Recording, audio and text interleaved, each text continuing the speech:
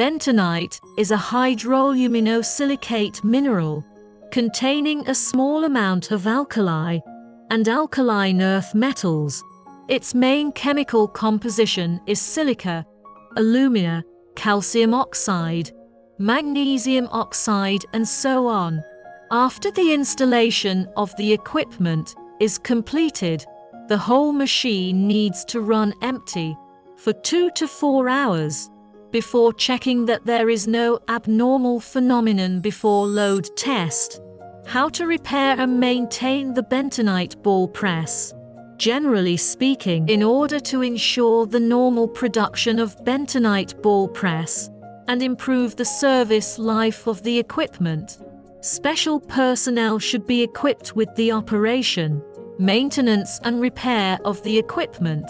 Regularly check the following work. 1.